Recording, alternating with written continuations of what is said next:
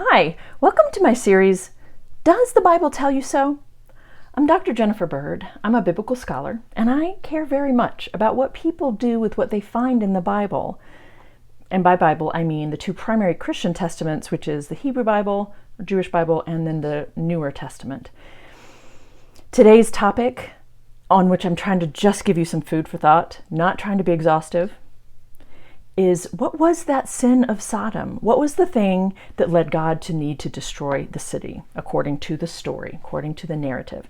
Was it that the city was full of gay men?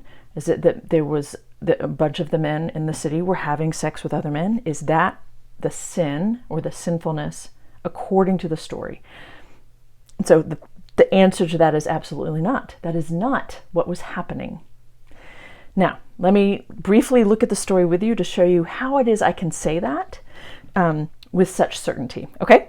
Pretty sure most people know that Genesis 18 has this exchange between Abraham and the Lord where they're talking about God's like, the city of Sodom is awful, I got to destroy it. And he says, what if there are 50 righteous men? Would you keep from destroying it over 50 men? And they haggle back and forth. It's really kind of an interesting exchange.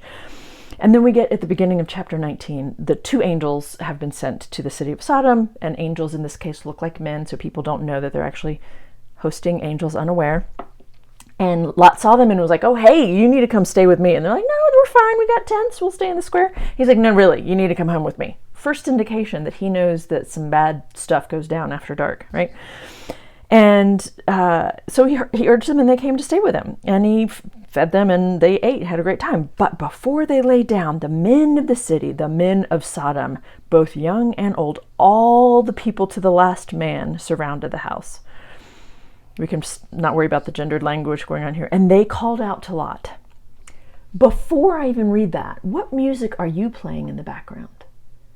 Do we have a little bit of let's get it on going on, right? Or is this like Jaws? We're talking about a scene where every single man in town is surrounding the house, right? Where are the men who came to you tonight? Bring them out to us so that we may know them. Here's the bottom line, folks.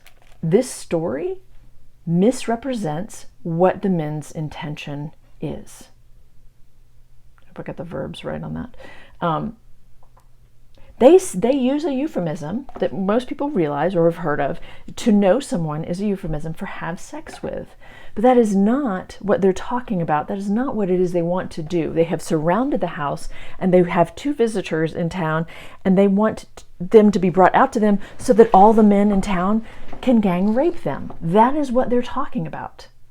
The narrator itself or the story itself misrepresents what's going on. And for whatever reason, people have picked up on that and do not let go of this misunderstanding that the story itself gives us. The thing is, if we keep reading, Lot goes to the door and he says, please do not act so wickedly. If you've already got it in your mind, see, gay sex is wicked, then it's really hard to hear and understand that, no, he's talking about wickedness. He's talking about the fact that they want to rape these two men. Rape and sex, folks, are two different things. And what's really somewhat terrifying to me at times is when people are not able to see that distinction. When it keeps going and he does that awful thing in offering his daughters, but the people reply, I don't want to deal with that right now, stand back. And they said, this fellow has come here as an alien and he's going to judge us? No. Now we will deal worse with you than we would have with them. So by the end of the story, it comes around that they know what they're doing is awful, that they want to be cruel, all of that. The story itself misrepresents and then returns to acknowledging that this is a horrific, terrifying scene.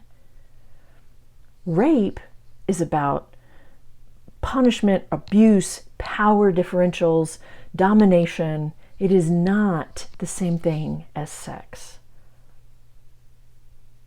This story is not about anyone's homosexuality, anyone's sexuality.